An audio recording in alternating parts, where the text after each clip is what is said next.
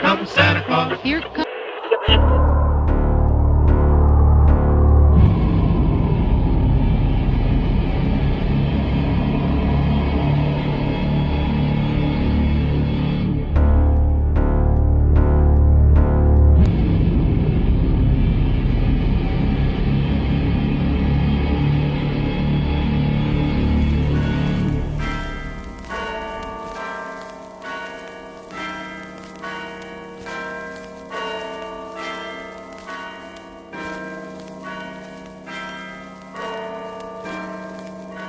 Coming to you from somewhere along the Ohio-West Virginia border, welcome to Nostalgia Highway, the movies you know from the guys you don't. We thank you so much for hitching a ride along with us. I am your host, the Mayor Matt Logston, and with me as always are my two esteemed co-hosts. I am the Lord Ketchem. And I'm Dave, King of the Road. Alright, hitchhikers, so today we are going to review Christmas Evil from 1980. This Christmas, Santa's going to make everyone happy. The grown-ups and the kids. Christmas Evil, the non-believers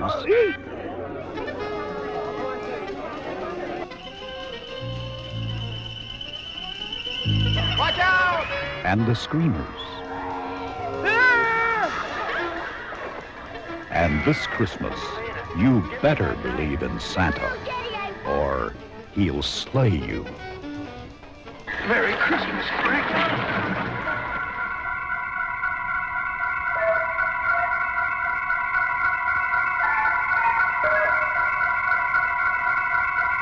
Christmas Evil, the night he dropped in. Harry Stadling loves Christmas and everything about it, with a vengeance. As a young boy, he was traumatized during one particular Christmas, and 30 years later, disgruntled by his dead-end job, tired of being harassed and belittled by co-workers and family, it appears that Harry has finally had enough. Pray that you've been good boys and girls so your name won't end up on his naughty list, where Harry's tune has final judgment. Disclaimer, we will be discussing spoilers of this movie, so if you haven't seen it, you should watch it. Absolutely. I say so. Also, if it's not a jolly dream, it's not worth having. True dat. I'm having eggnog, because this feels like a festive movie. Ew. It is a festive movie. Yes. And as a festive drink. And happy holidays. Especially when you spike it with some Yeah. Yes. liquor.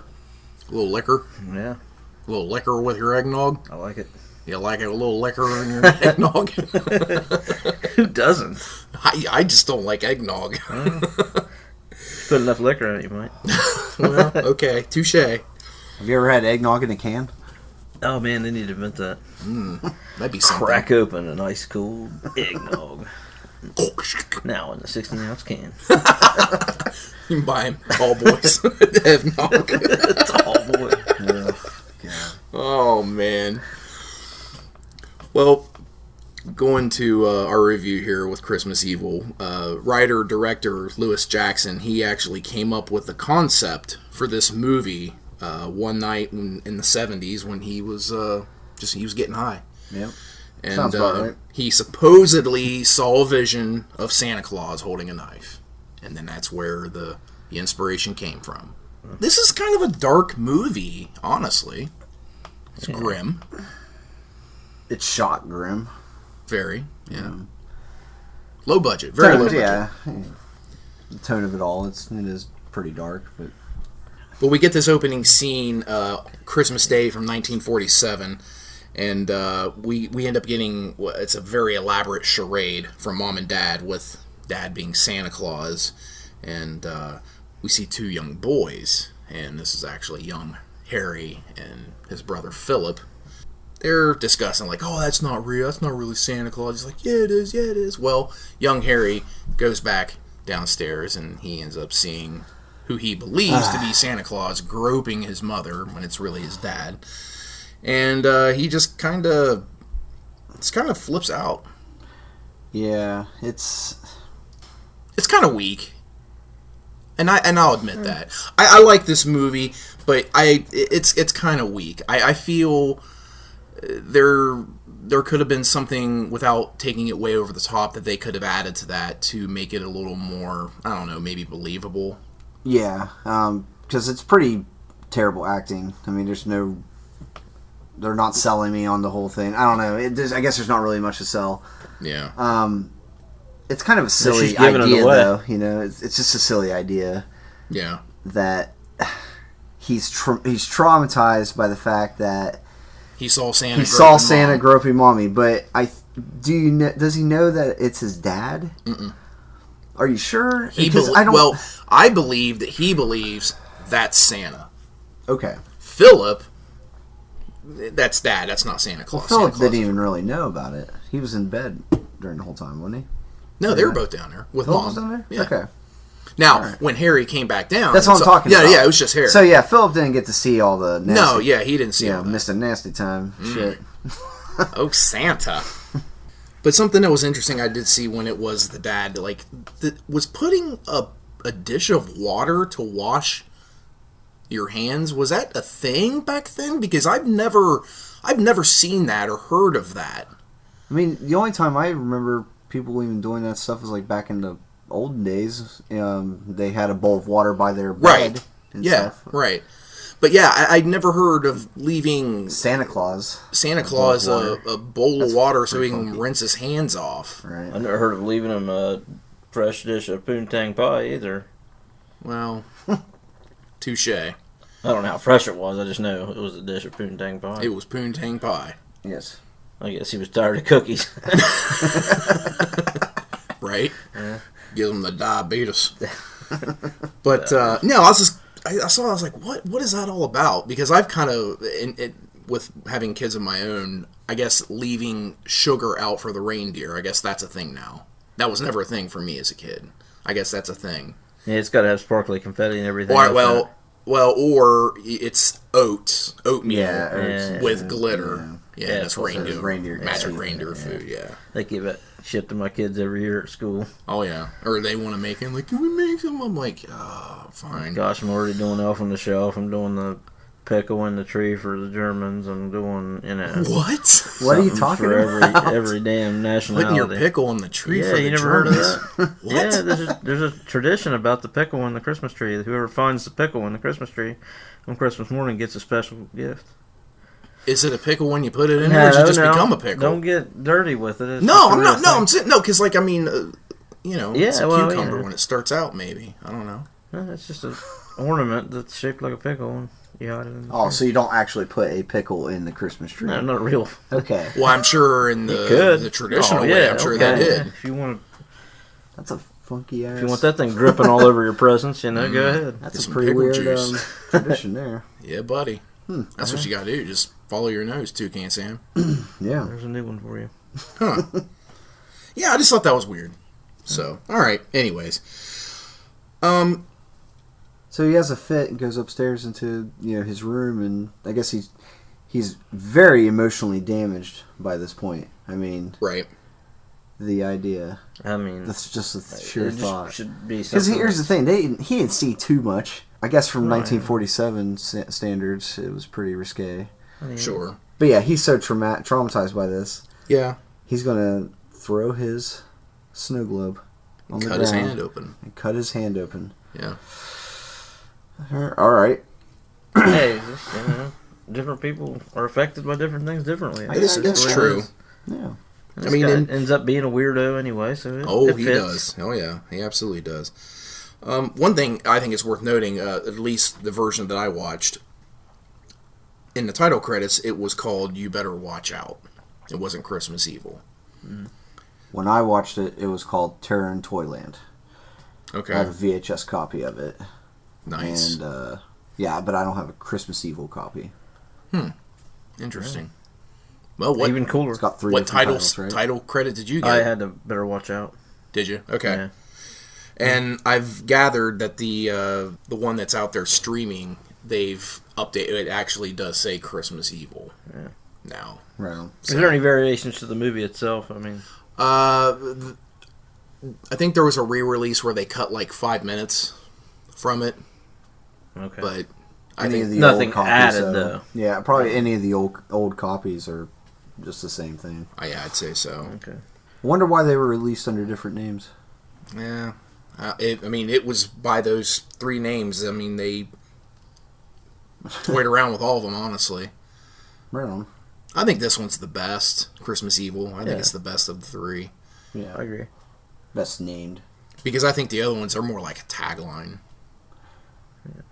Terror in Toyland. That sounds like a we're gonna be duking it out in a toy factory or something like that. Right. And I mean, we do get a toy factory, but Yeah, we but don't get. There's nothing nothing like that. happens there, Yeah, so- right? But we fast forward to current time, and we're quickly introduced to our main character, who obviously, and I cannot stress this enough, loves Christmas. Okay, and it's Harry Stadling, and he's played by Brandon Maggart. He was actually an original cast member of Sesame Street. He was credited as Buddy. And he was Lou Waters on the groundbreaking 80s Showtime comedy series called Brothers through the 80s. That kind of dealt with 3 brothers, and one of them was gay, and how they supported him, and just, it was kind of like a drama comedy type show. Right on. Kind of edgy for the time. I think it was like 84 to 89, 88, something like that it ran. So, Not as edgy as Oz on HBO. not, I would say probably not. Yeah, that was pretty edgy. Yeah. But I personally, I think he is eerily brilliant as Harry in this, and I think he's criminally underrated for my money's worth. I think he does a great job of appearing as a sympathetic, tortured soul at the same time he's being this completely unhinged psycho with every day growing closer to Christmas. I don't know. I like the downward spiral we get, because we start well before Thanksgiving, and we Right. cover Thanksgiving, and I don't know. I kind of like that it's not just all rushed like within a couple of days.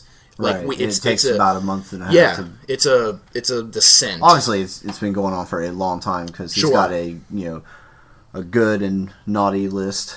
Yeah, for real. Really From, nice leather-bound books.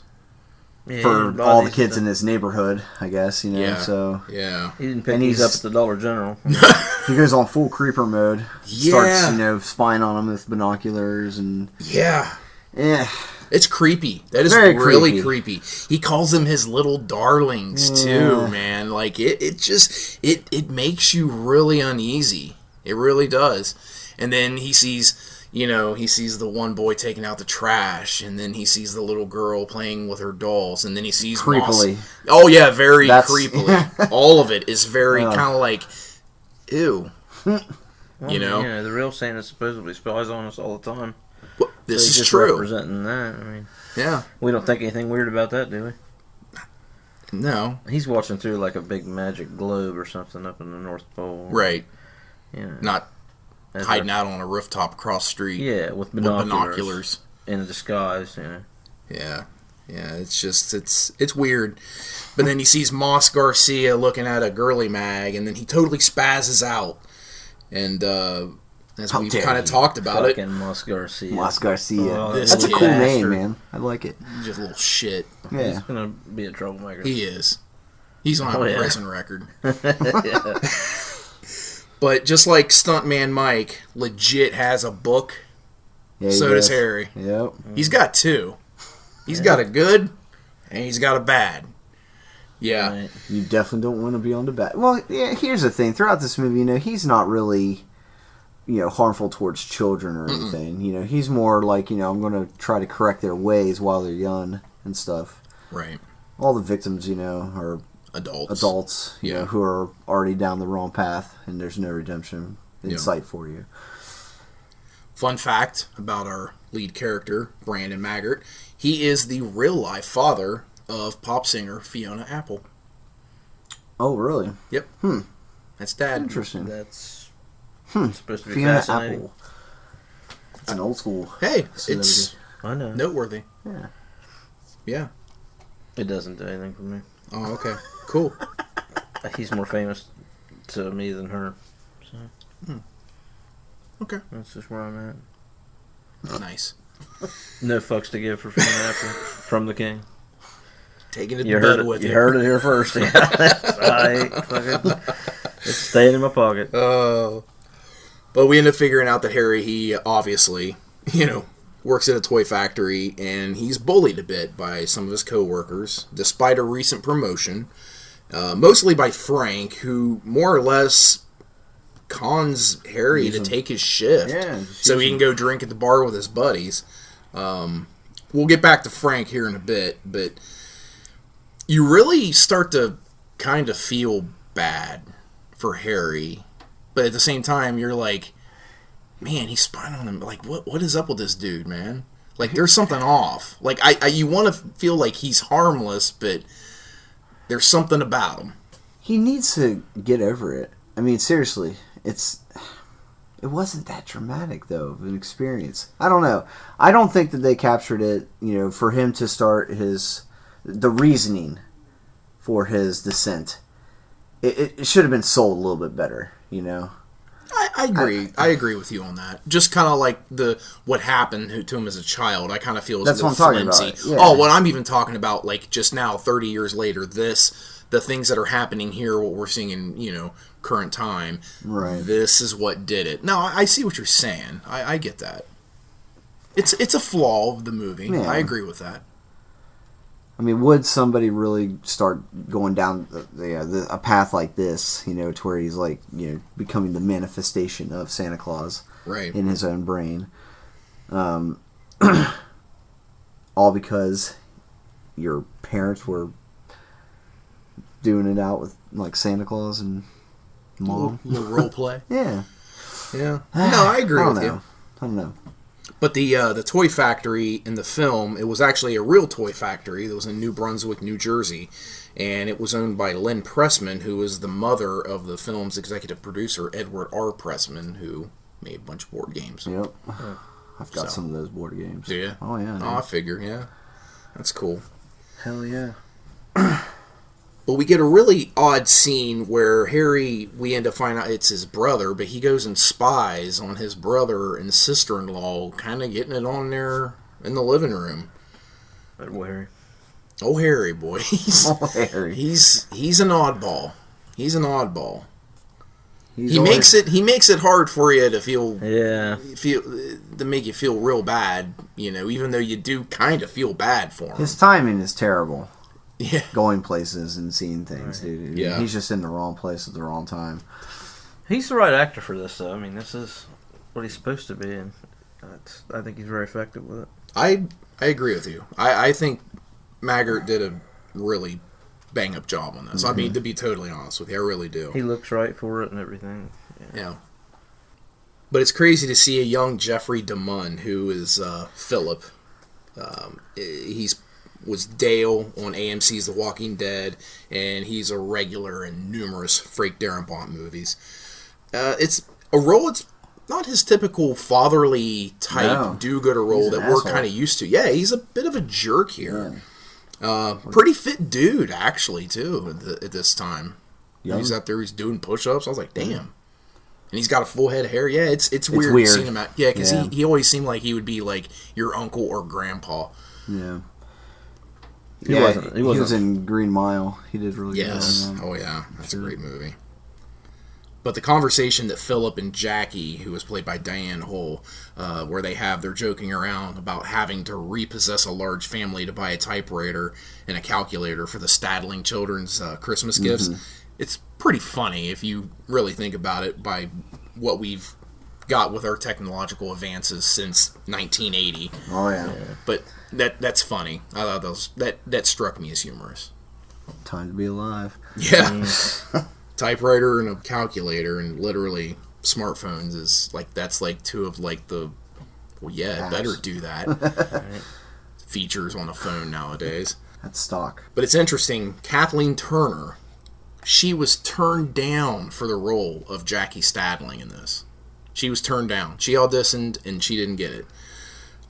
Some other notable actresses that auditioned were Jo Beth Williams, who was Diane Freeling in the original Poltergeist, Glenn Close, who was Alex Forrest in Fatal Attraction, Ellen McElduff, she was Harry's mom in the opening sequence. She auditioned for the role of Jackie and ended up getting the role of young Philip and Harry's mom, getting groped by Santa / husband. I don't know why, but the scene where Harry, he goes over to little Moth Garcia's house and he kind of prowls around outside, and then he just, out of nowhere, he covers his face with mud and he puts his handprints and lip print on the outside of the house. That's a mark. That is creepy. That's a marking of a bad child's house right there. Clearly. I don't know. There's something really creepy about that. Into this house at all. Yeah, it is pretty creepy. It's really odd. Yeah. Just be in the moment. I mean, you had to think of that just in the moment, you know? Yeah. You wouldn't plan that shit. Right. It's funky. Yeah, I don't know. We're talking about a human being here that's not stable. No. Right. No.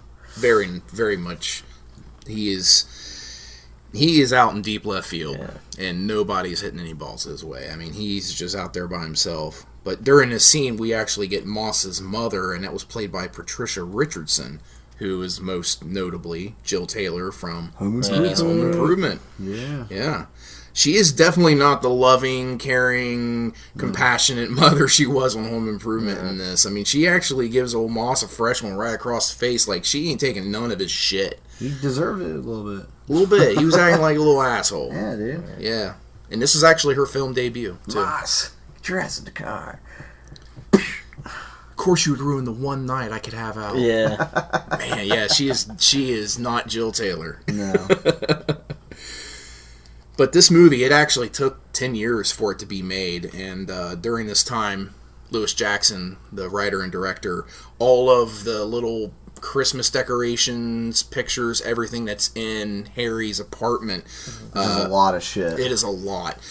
Jackson himself, he collected all of those decorations and those props for Harry's house over this time. That's pretty cool. Yep. To do it, for yourself and everything, instead of just having like a prop team go out and acquire all the things. That's pretty badass. Well, Brooke did that for She Was So Pretty, too. Yeah. She's got a lot of cool, old school, vintage Christmas decorations. Yep. That sets the mood, man. You gotta get your eyes, focused on some... Yeah, you'll see some nostalgic stuff there. Stuff you're like, oh my god, I remember that. Yeah. I remember seeing that. Mm-hmm. Yep. I like that a lot. I have to comment on the genuine, calm joy that Harry has when he's making his Santa suit and when he's making the metal toy soldiers. I don't know. I think that's awesome stuff. I mean, I also love the scene where he's at his locker looking into his mirror before the work Christmas party. Mm-hmm. I don't know. I like that. It's good. I mean, you're seeing the descent. You're seeing the breaking down of an individual to where, the barriers of right and wrong and, moral and immoral actions, or they're just, the lines are being blurred. He just has too many people in his life that are corrupted by like money and just taking advantage of people and shit like that. Yep, as we find out from this party, right? It's just going to be snapping time, man. Just right, can't take it anymore. So during this party sequence, we're sort of introduced to a side character. His name is Ricardo Balma, and he's the reporter on the television talking about the toy drive that the company is doing for the Willowy Springs State Hospital. And supposedly this is a caricature of Geraldo Rivera before he became, the big-time national talk show host that he ended up becoming. And I guess at this time, Rivera, he was mainly known for being on the East Coast. So it was kind of because this was filmed up in New Jersey, New York. Right. But yeah, I thought that was kind of interesting. And then after I was like, yeah, I see that.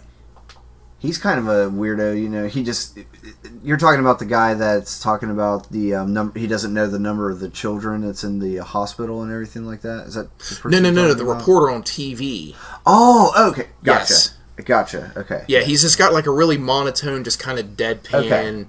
But yeah, I totally see the Geraldo Rivera reference there. Yeah, that was pretty interesting. But we're introduced because you kind of talked about here, Lord. He had some disagreements with some of the executives, and we figure out that Harry has a tune.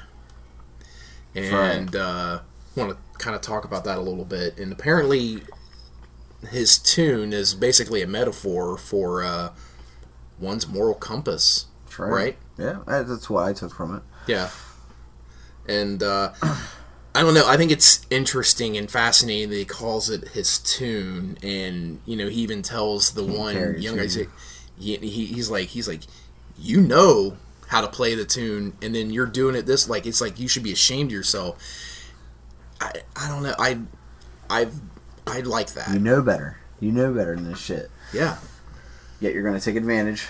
Right. Money, corruption, and all that shit. Yeah, and that's the thing. I mean, you kind of view Harry as like he's kind of a dullard, maybe, but I don't think he is. And I don't think there's like any mental deficiencies. I just think I do. I do. Well, yes. I mean, there's some problems, but I mean, I think he is I think he's an intellectual person. Yeah, I mean, he's a functioning adult. He maintains a job. But I mean, he believes in Christmas. He believes in it. This is not a good time. This is the time of year he needs to go on vacation, away from work and all that shit. Well, but he just got the new promotion. Yeah, well, still, you're mentally unstable during these months, and we just award you a 2-month stay at Florida. But being the man of action that Harry is, and how much he believes in the Christmas spirit, he ends up going down to the assembly line. He sacks up a bunch of toys. He fills up some sacks of dirt, which is for the bad kids. That's right. And guys, he's turned into Santa Claus. He really is. I mean, you're watching a metamorphosis right here. Oh yeah, mental breakdown. Literally, he doesn't even look like the same person in the Santa getup. No, he doesn't. He really doesn't. Yep. But I think this might be my favorite scene, and it's the beard scene where he's putting on the glue, and he's like, starts yanking at it, and just, it's me. Wow. I mean, it's like borderline over the top, but like... One wow too many for me. Really? Yeah. I don't know. I dug it. I liked it. I was more like a wow. Oh, wow. Yeah, that was where I was at on the wow factor. Just one wow? Barely. Barely a wow. It was like a half a wow. Okay. Man, can't wait to see it was a half-hearted wow. Can't wait to see this rating. I still won't tell you you're wrong, though. Okay. Because that's your opinion, and I respect it. But no, I really love this scene. I just, again, it's that descent. It's almost like it's the final thing. Like, yep, I'm fucking Santa Claus. And he glues that shit on really proper, man. Yeah, apparently he's got some good stuff, man. It was at this point that I was completely sold that this guy who I'm gonna say mostly been feeling sorry for, even though he is rocking out a solid 10 on the creepiness scale. This guy has finally plummeted all the way down into this descent into darkness, and he's just not there anymore. He's Santa totally Claus. Santa Claus. Yeah. I wouldn't say he's fully into the darkness though, because he, is good around he believes he is doing and all good, that shit, right? And everything like that. Yeah, he would never harm a child. I believe. Yeah. But he is. Yeah, he's no longer just Harry. I mean, he is eventually near the end, but yeah, he's the cheese has slid off his cracker at this point. Touche. Which I think Jeffrey DeMunn says in Green Mile. I'm pretty sure. Oh, look at you. Nice. Right after this scene at the mirror with the beard, we get a scene where we see some ice skaters and a huge Christmas tree all lit up, like in the city, and everybody's cheering. Yeah. I think this was a really subtle play from Lewis Jackson to basically be like, yeah, Harry is Santa Claus, and this was... the transformation was complete, and Santa has arrived. Like, that was the announcement, That's what I took from man. that. There's some crazy ass amount of ornaments and shit strung out throughout the streets and shit, and I can't believe that he acquired all these items, to do all this for 10 this years. movie. I mean, That's amazing. Yeah. It really is. That's dedication, man. Yeah, total That's dedication to your art. You gotta love that. Because, I mean, what if the movie doesn't get made? You're stuck with all these Right. Christmas. It's crazy. I guess there's actually a total of 3 Santa suits that they used for the movie, and 2 of them were stolen during production. Huh. So. I like how his suit has that kind of weird, like, skirt bottom. Right. It's an old school yeah. kind of look, and it's got the dark fur, not white. Right. I like it. It's just odd when, when he runs in it or he's dancing in it, and it's Yeah, he does the fluffing spin. around, Yeah. and it just has Spins up like a it dress. adds a little bit to the creepiness of this Santa in particular, but Yeah. Maggart does a good creepy Santa, man. He really... I have an appreciation for his take here. yeah, again, he transforms into a Sewell. You really almost see him as a completely separate entity. Yeah, it's like a Dr. Jekyll, Mr. Yes. Hyde Yeah. type scenario. Yeah. Yeah, good call, That's man. good on that. Yeah. A Chevy box van for Santa's sleigh? Psh, Hey, Harry don't care. He'll rock that shit out. it's Ain't 1980. bad. Hey, he makes it work. Reindeers aren't exactly They're not accessible. Easily accessible, yeah. Yeah. He could have used him for when he gets stuck in the snow or later. Yeah. Yeah. At least one. But the excited, childlike happiness that Harry has when he's, as Santa, waiting to drop off the toys to the children at the hospital, and he's outside practicing his Merry Christmas, and then it starts snowing. It's just like, I mean, you're like, it's another thing where it's just like, he's fucking Santa Claus, you know? And he's like, oh, it's actually, you could tell, like, he's sold. He is all in on this. I don't know. I think that's a cool... The damn weather's feeding into his ego and shit. Right, yeah. Fate is on his side. Right, Right. it is, dude. Everything's just working out perfect. It's like an airplane, Fucking perfect storm of shit. But I'm going to tell you, that hospital staff, they put Harry on cloud 9. Yeah, Because it started off like with that old security guard, like, it kind of, you were thinking, like, maybe he's going to kill this old guy. What do you Right. think you're doing? I have a delivery. I mean, I have toys for the children inside. At this hour? What are you, wacko? Do I look like I'm joking? Get me whoever's in charge. I don't have a lot of time. Get out of here. I told you I'm in a hurry. How can you be so lazy and selfish? Are you blind? Who do you think you're talking to? I'm sorry. My approach is... it doesn't matter. Look, I'm really in a hurry, and I only have good intentions. Here. Merry Christmas. Have a good holiday. Well, you wait here. Don't come inside, you understand? Don't worry. And the snow that is in this movie, it's not snow. It's actually cut up pieces of plastic bag, and it was blown around with a fan. You can see it. Yeah. It's, at times, It just it's kind of shitty. hangs out on the clothes or in the hair and stuff, and it doesn't, yeah. But, hey, when you're working with under $1 million on a budget, you got to make do with what you got. Oh, absolutely. And So, I feel like they... Halloween had to, Right. scrape up leaves and shit. Right. The same leaves the whole movie. Exactly. Yeah, pretty much the same thing. But Harry's first kills, actually, is pretty memorable. Yeah. And That was when probably- this movie, I was like, okay, all right, I'm starting. Because, to be honest, by this point, it's a kind of a slow burn, very slow. Yeah. So, if you're into, immediate action, and this movie is not for you. This is a psychological thriller, almost, in a way. And it's low on gore. I mean, this is probably It is low on is gore. the bloodiest, goriest Right. scene Yeah. in the movie. And it's good. I mean, I like it. It delivers. I was really excited for this to happen. Yeah, I mean, it was... I'm a gore whore.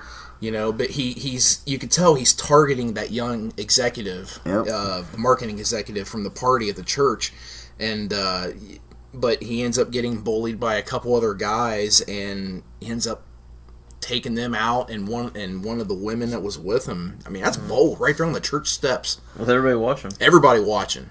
I like this. Zero fucks to give. The soldier kill. when he jabs him right in the eye. You see all that. The version I had, I don't know what you guys saw, but when he jabs it in his eye, there's like a pocket of like green. Was it a green pus and shit? Like just explodes out of his eye. Did you see that? I wouldn't know. Oh. Mine's more... I Dick. mean, no, I don't see any green. Oh, that's right. He wouldn't know. Colorblind bastard. Yeah. That's a good question for him, though, because, he wouldn't. Dick. It's green. Red and green are two that he mixes up. I found out with my... Christmas is hard for the mayor. Yeah. But did you see the green? I didn't see green. Man, it's it looked pretty wicked, really dude. More reddish. Just right on. bloody. I mean, he kind of pulls the eyeball out a little bit. Yeah, he does. It's a good kill. Yeah, it's I cool. enjoy it. I like it. It is. And I like how sudden it is. Yeah. Yeah, it's pretty cool. He starts swinging that little axe. Yeah. Yeah, he went to town, man. He really did. Which is odd because, like, again, his target, those weren't his targets. What did you think? But he didn't really have targets. Yeah, he did. He was going after that young executive and the older guy that he was talking to at the party. Right. I mean, I know those but they're guys, guilty by association and shit. Right. Well, and they came up and they were, giving them some shit. And shit. You know, so I get it, but... See, at first I thought this was going to be a movie about him, like, going after kids and stuff, like, okay. This is going to be kind of cool, he's going to be going after the children and shit, but they don't really go there. No. This was at a time I don't think they could have. I mean, well, they might this have movie already got schlock anyway, so... Right. Got a lot of... It might have set out people were to pissy for this movie. get edgier than what it did, and then they just kept getting shut down. Like, nah, you're not gonna be able to release it if you don't. Yeah. Cut that shit. But in Harry's journeys, he ends up stumbling upon this another Christmas party, and we get veteran actor Mark Margolis, who was in Scarface. Yep. He was in Ace Ventura: Pet Detective, and he's actually one of the two men that bring Harry inside to this party. And it's kind of chilling knowing that there's children present at this party, knowing what he just did at this church, like literally just did at this church. It's an unsettling scene, but he's lucky he didn't have like any blood on him or anything like that. Yeah, you didn't really see any of that. He jetted pretty far across town if the cops weren't, Yeah, but the van then was like parked outside of this place. Yeah. I mean, very identifiable, and everybody saw the van. So there's definitely an APB out. There should be at least. Right. But he ends up hanging out at this party. He ends up dancing with the people, and after this dance scene, pay attention because Harry he stumbles. He kind of staggers. I think he's just drunk on just adrenaline and... You're right. He was drunk. He was drunk in real life. Oh, was he? Yes, he was. Oh, okay. Because at first I was like, well, I mean, he was doing a lot of spinning around. Yeah, I'd be fucking dizzy, too. Yeah, and he just killed like 3 people. Right, yeah, sure. So. Yeah, dizzy. Works. No, he was actually drunk in real life. Oh, okay. During that scene. And, was he drinking eggnog and, I don't know.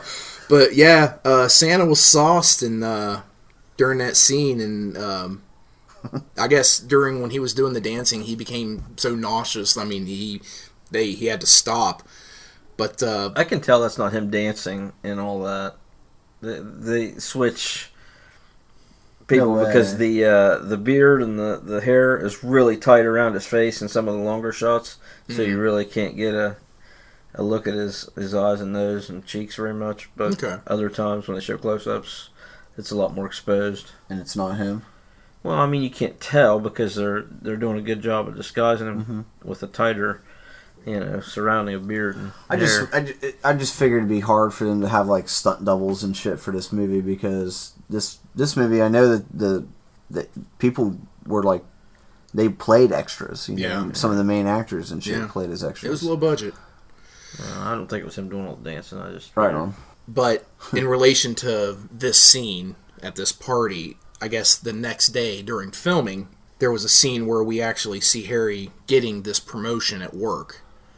And, well, Maggart was hungover and he wasn't at his best. And this scene, obviously, it didn't make it in the final cut. Right. And that's why. Ah. So it's just, that's a good cut. Yeah, good cut. Nice cut. But now, I want you to remember to stay good boys and girls. Respect your mothers and fathers and do what they tell you. Obey your teachers and learn a whole lot. Now, if you do this, I'll make sure you get good presents from me every year. But if you're bad boys and girls, your name goes in the bad boys and girls book. And I'll bring you something horrible. So now Harry is off to visit his jerk coworker Frank. Told you we'd get back to him, Hitchhikers. Frank. Yeah. I really love that Harry tries to enter the house through the chimney, and he ends up getting stuck. Yep. And he Classic has to Santa. And he's got to retreat and go back down the ladder. I don't know. There's humor in this, and I don't know. I think there's something to be said about the fact that he's kind of just lost in the moment in a way. It's disturbing, and I think. He's fully accepted, obviously the Santa role at this point. Yes. That's what Santa would do. Now, this here's is the thing. level of commitment. He has the bag of toys up there by the chimney and shit, and he gets into the chimney, starts to go down. What's he going to do? Not bring the toys in? How's he going to get the toys back? It's... Yeah, logistical nightmare. Yeah, it is logistical nightmare. It is. But I understand, again, low-budget movie, Yeah. time restraints. I'm glad I he like came what to they his did. senses. I He could have died up there, Right. I mean, he's like doing breathing exercises to get himself up out of there and everything. No, I really like that. Like I said, there's a bit of humor there, and it's, again, creepy. Yeah. It's kind of creepy. Like I said, the level of commitment that he is going, I'm Santa. You could just go through a window. Right. But no, I'm going to go I climb mean, a ladder. I don't know what year we, as kids, figured out Santa isn't real, or if we just heard it from our friends. But at some point, I'm sure I remember thinking, logistically, this fat shit's going down a chimney in every house in the world. One night, eating a bunch of cookies and drinking milk and Washing his what hands. else? Yeah, I mean, he's taking some breaks. Groping mama. The logistics of the timing and ability to go in and out of these chimneys after that many motherfucking sugar cookies Right. is just, incomprehensible. You can only have so many pecan sandies. So, at some point, I did logic this one out. Yeah. Oh, yeah. Yeah. Well, he's not going around. Spoiler alert. Yeah, spoiler alert for children who didn't know. Santa doesn't exist. In our hearts, he does. Right. But we get this death scene for Frank, and I don't like this scene. The method is interesting. He smothers him with his toy sack. Another logistical nightmare. Yeah, there's problems there, but hey, you know what? He's committed. But does Frank's wife really not wake up with all the thrashing around going Maybe on? he's a violent sleeper, and He has night terrors. Yeah, maybe. Triggered by We'll Christmas. chalk it up to that. But I mean, here's the thing, though. They're actually, I don't know if y'all noticed it or not, but they're sleeping on 2 different beds. Oh yeah. Oh, I didn't catch That's how it was back in the days. I mean, I don't know, but I even still, though, I don't think that matters. I mean, in real life, she's awake. What the hell's going on, But Harry finishes him off, slashes his throat with the Christmas ornament, and we get the classic bad case of silent scream to boot from the wife, which I hate that. I think that's lame. I don't know. Poor execution. I don't know. Maybe it was that financial restraints, editing restraints. I'm sure that and lack of acting. Yeah, possible. Yeah, I don't like this scene. It's a good death. Yeah. I mean, the ends are, I'm good with that, but I don't know how we get there. From the time that he retreats back down off the roof, it just kind of, I don't know, shit's weak. Yeah. We cut to Christmas Day, and of course we have the only person that knows something is amiss with Harry, and of course nobody else listens, and it's baby brother Philip. And it arouses suspicions with him after Harry is a no-show at their house for Christmas. Yeah. And he hears a news report about a killer Santa going around town from the knockoff Geraldo Rivera. So, a necessary role in any horror film. You have to have that one person. I don't know if you want to really call Philip Stadling the harbinger of doom here. I mean, I guess to his family, sure he is, but to be that, the one out there in the streets ringing the bell saying, Harry, Harry. No, he's not. That's not him. So did he have an immediate suspicion that it was his brother? I think there was immediately. He should have called the cops, or some shit. If I was him, I think I would have called. Yeah. Just be like, hey, he's out here. It's probably him. And I say probably. I mean, it's him. Yeah. Yeah, but we're to solve your case for you, detectives. It's my brother. It's my brother. I like this police lineup we get. Oh yeah, it is funny. Yeah, it's pretty funny. 7 foot with feeling, yes, motherfucker that stands out in front of everyone. Fucking lurch. Yeah. Yep. And we're actually introduced to a pretty notable cast member in this, and it's he's credited as Detective Gleason, but it's Raymond J. Barry. He played Pa Cox in the Walk Hard, the Dewey Cox story. Yeah. Yep. Wrong kid died. Yeah. He was so mean to him. He was. And he's been in a ton of things. I mean, he's another one of those character actors that, just ton of stuff. Harry, he ends up hiding out in the toy factory, and he ends up making an ominous phone call to Philip. Harry gets into his cry for help, in my opinion. Yeah, I agree. He's starting to look like shit here too. Well, yeah, I mean, he's fucking dirty and. I mean, like his eye sockets are sagging. He's got 5 kills underneath his belt. He's killed some people. Yeah, all right. And not to mention, he left a big old sack of dirt at Moss Garcia's house. Poor Moss. He probably hasn't been sleeping at all. No. Well, actually, he does. He actually sleeps Christmas Eve, because this is Christmas Eve. Right. And then Harry gets his sleigh van stuck, and then he ends up coming upon this group of kids. And they're scared parents who end up kind of going old school villager riot, lighting torches and Speaking shit. of Frankenstein. Absolutely, lynch man. mob style. It was just kind of like, where did this come from? Like, did we just... That was cool. We're going medieval. I thought he was we're going medieval. I thought he was going to run them over or some shit. It did look like he was going to it when he finally got unstuck. Yeah, that's... That would have been sweet. That's crazy. And one of the female parents that walk up on Harry and the children outside in the alley is actress Ratonia Alda, and she was Dolores Montelli in the Amityville Horror 2, The Possession. It's a good movie. It's just as good as the original. It's just as good, if not a tad better. Just a tittle. Again, just a tip.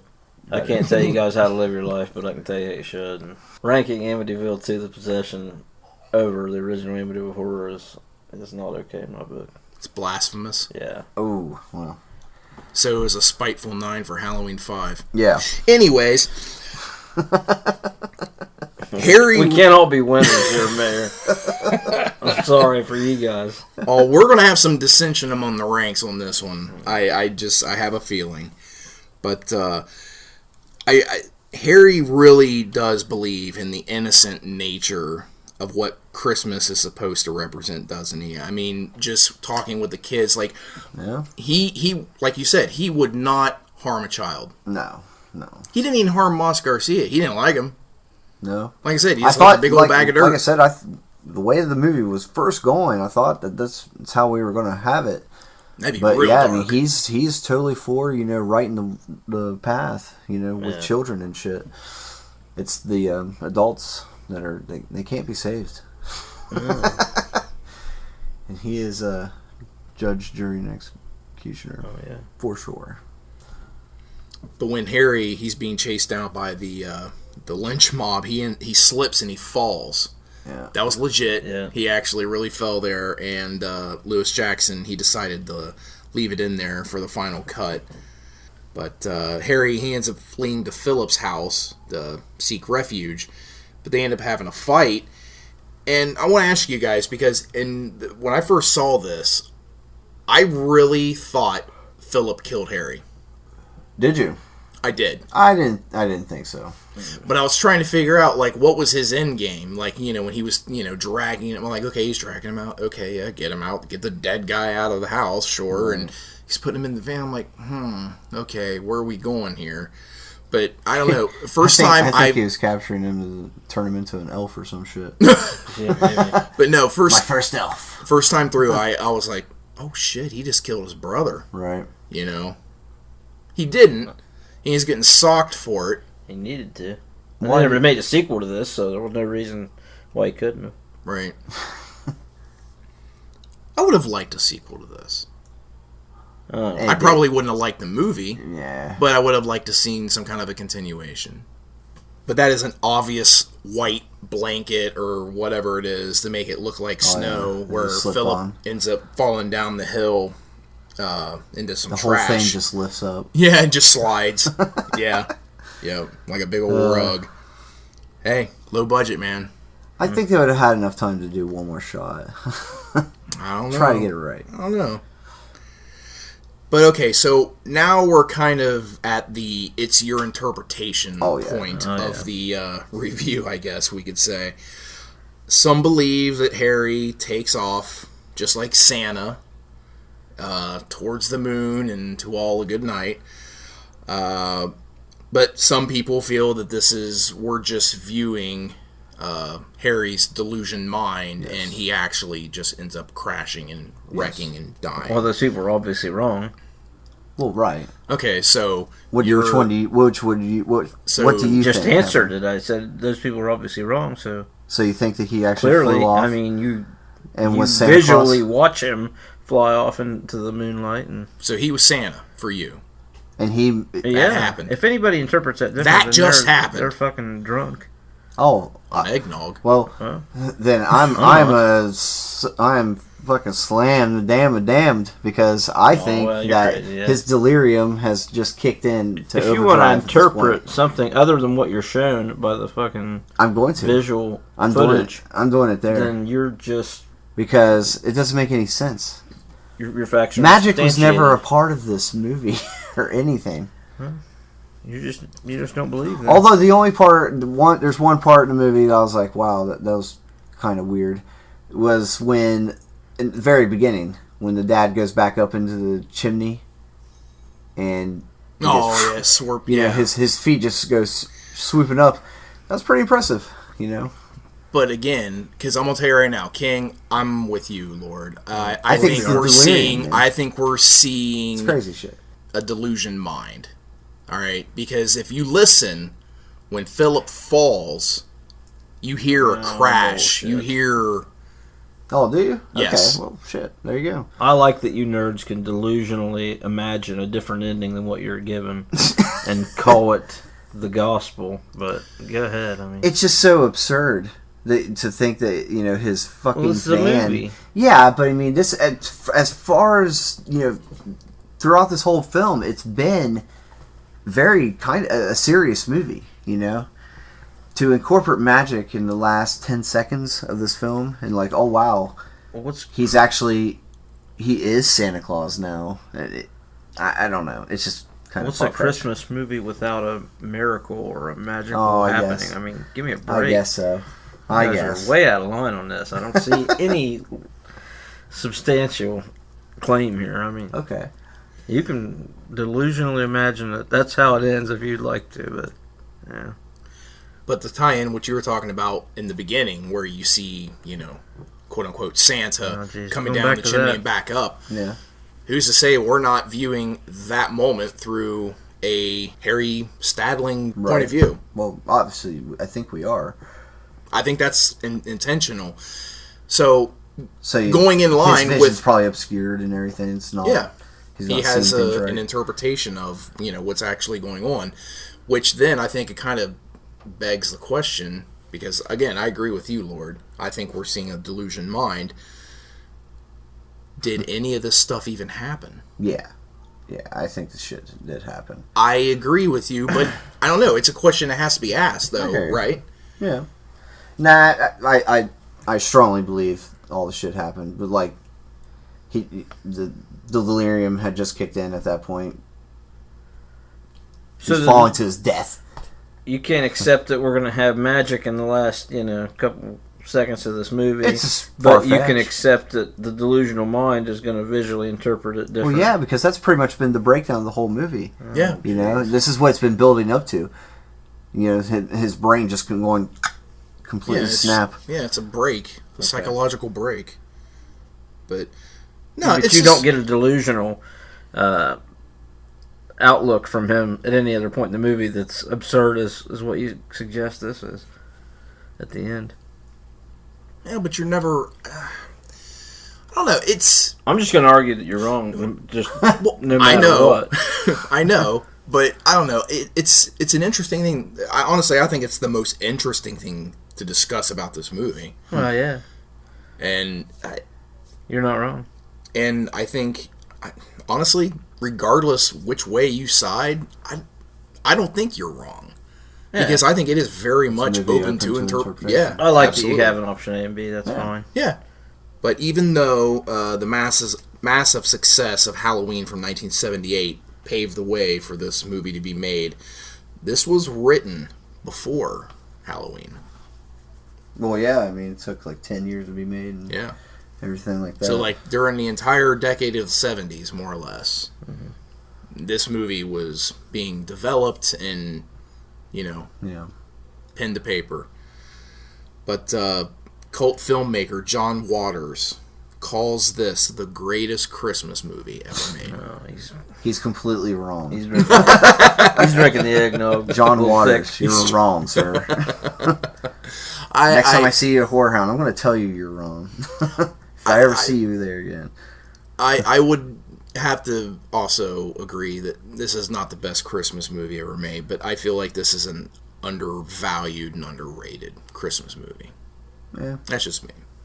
There's a lot I of... believe it is a must if you've never seen it and you're, considering yourself a horror fan and want to see the Christmas sure. Yeah. horror movies. Then Yeah, it is. it's It's a must. yeah, it is worth watching. Absolutely. Well, does that wrap it up, guys? Are we ready to go into the ratings and recommendations? That's Absolutely. You already kind of yeah. I've already said Open it's a that- must that for me. can of eggnog, so- That's almost the most I can say about it. It's not going to hold up as well on a revisit. I don't feel. It Why didn't is for that? me?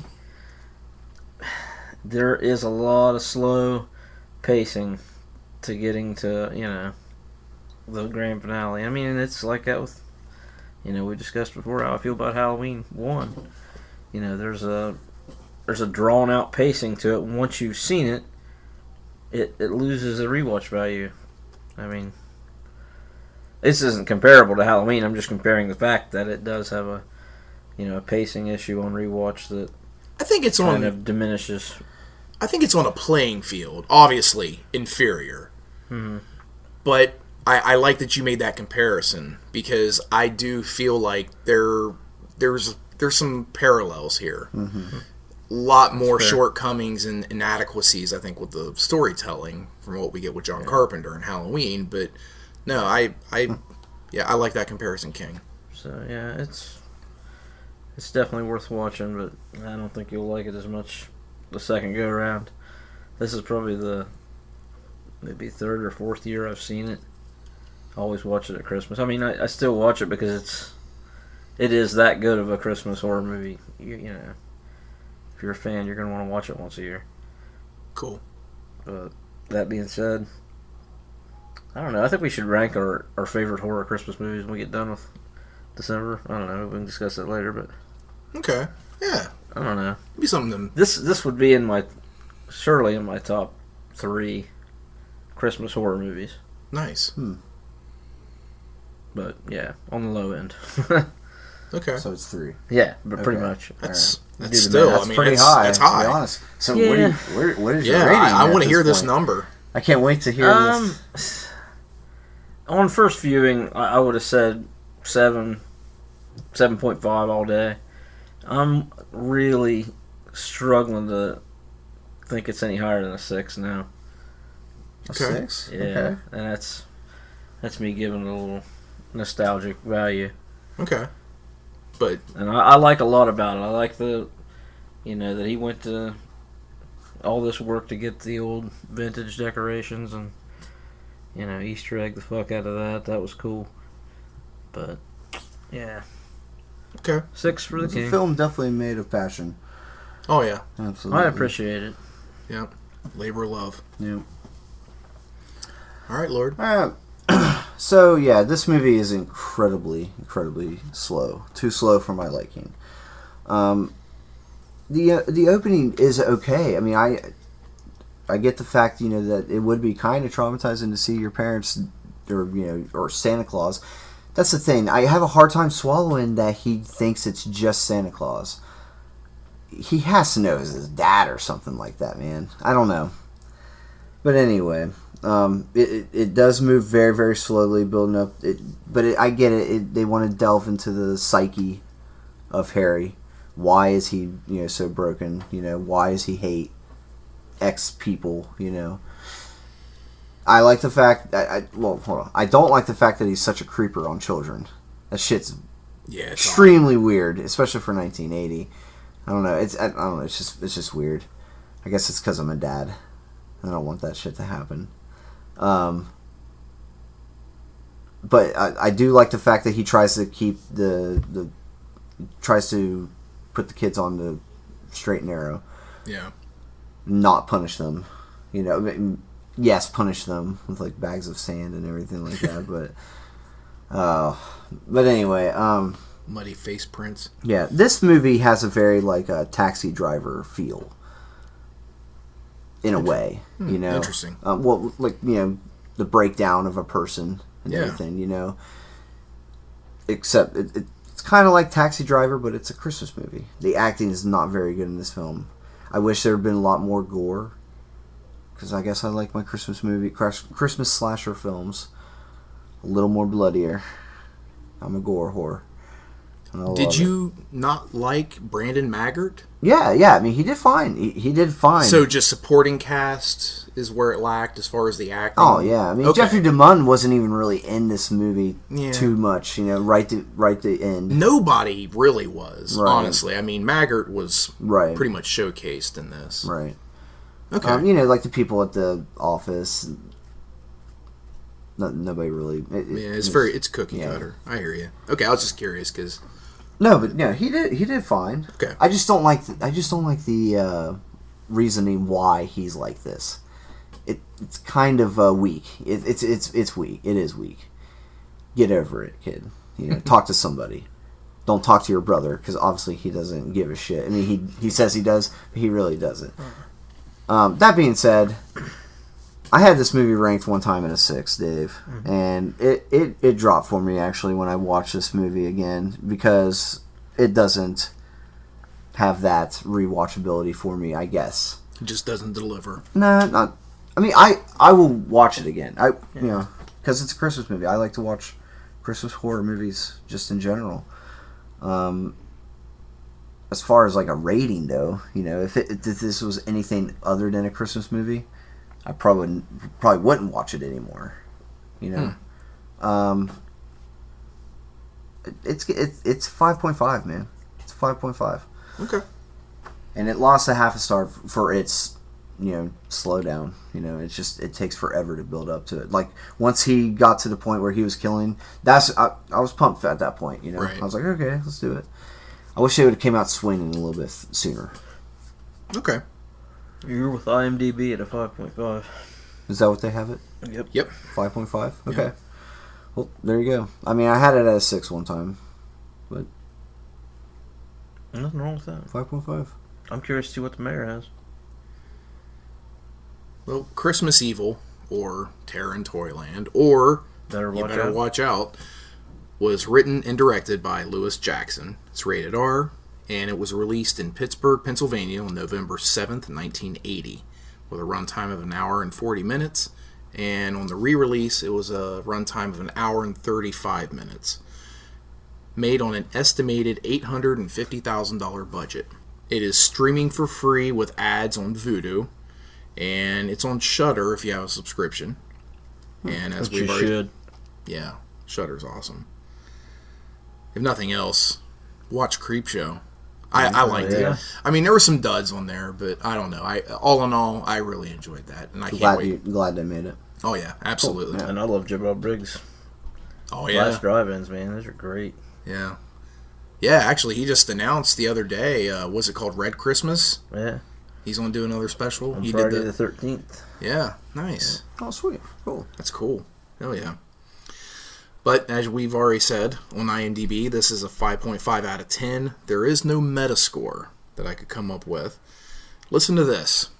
A Rotten Tomatoes score. 83%. That's crazy. I don't get that. 83. 83%. Audience score, 31%. Yeah. See, I can see that. I really can. I mean... Yeah, the 83 is a little shocking. Yeah. I actually, I love the portrayal of Harry Stadling in this by Brandon Maggart. I don't know. I genuinely have an appreciation for what the man did, what he brought to this character. When he has his moments on his own where he's just creepy. Yeah, it's unsettling. It really is. And I mean, and he's just an everyman. And it makes you think, like, are other people crazy out there, just right. like him? Yeah, doing exactly. That kind of shit, Exactly.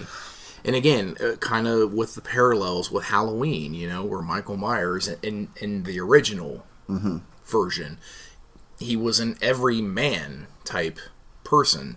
And I don't know, and I think the real life horror is, I don't know, that's what's best. But I really like this story and the evolution that it has from start to finish. And there's some hiccups along the way, but for me, as a whole, it doesn't detract.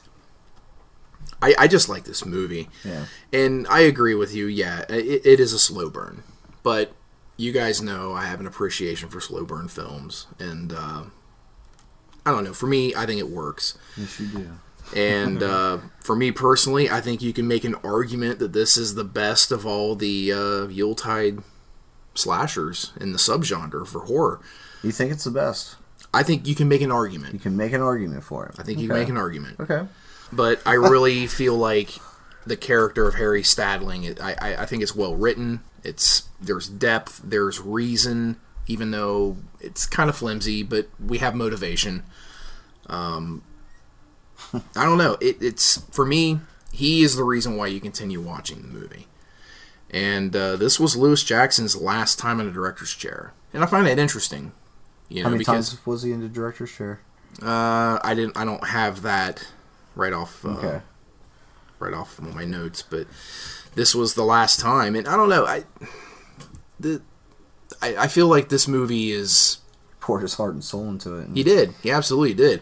And I don't know. And I feel like maybe there's a part of me that that affects my rating to maybe a smaller degree. But I don't know. There's something to this movie, and the fact that this was the last one. I don't know. I feel like there was something more he could have done. I don't know. Well, but the soundtrack that we get from Don Christensen, Joel Harris, and Julia Hayward, I think it's worth mentioning. I mean, I don't know, it's not anything spectacular, but it serves the movie, and it does a really good job of setting the tone for certain scenes and sequences. Yeah. I think overall, this is a fairly well-written, maybe not necessarily delivered movie. It's thoughtful, it's dark, it's a slow burn, it's an okay cast. You get to see some, familiar faces, which were kind of cool, and you get to see some younger versions of, actors and actresses that we see today. But, I mean, it's Maggart, he stands out, obviously. He's showcased, as we talked about.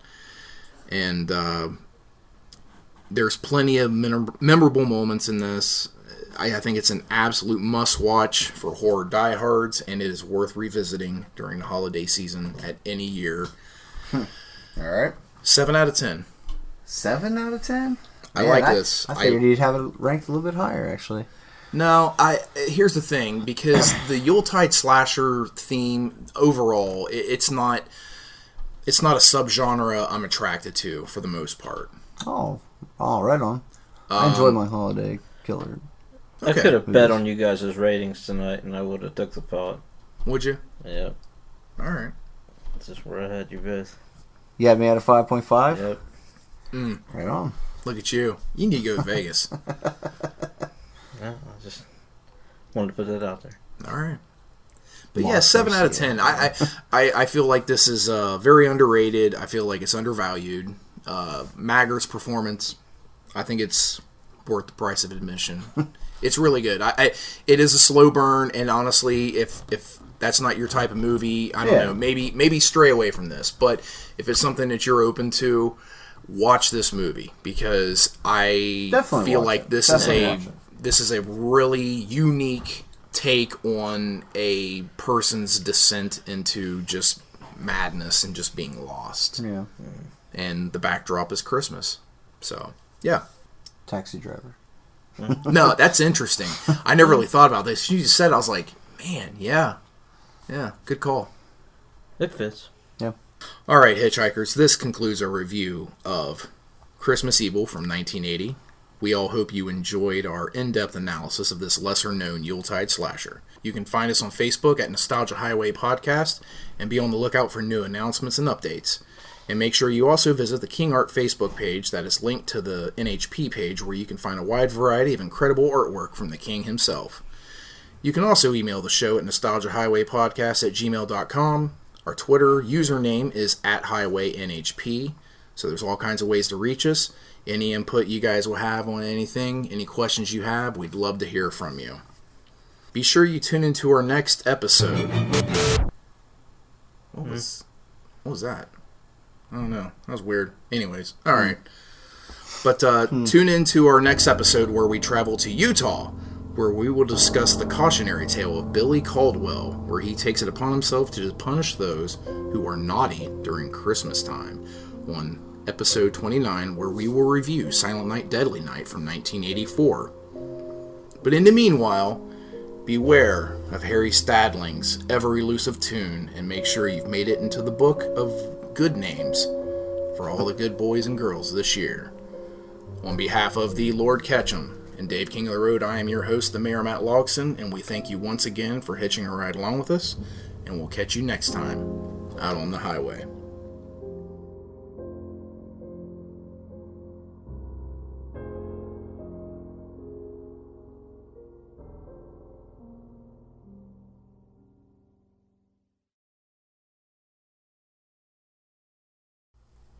But I'm kind of curious, did Philip, in your guys' mind, do you believe that he thought he killed his brother during this time? Does it serve the plot in any direction, whether he does or does not? No. Think he's killed him? No, not at all. I'm just asking a question. Well, then it's a really rhetorical question.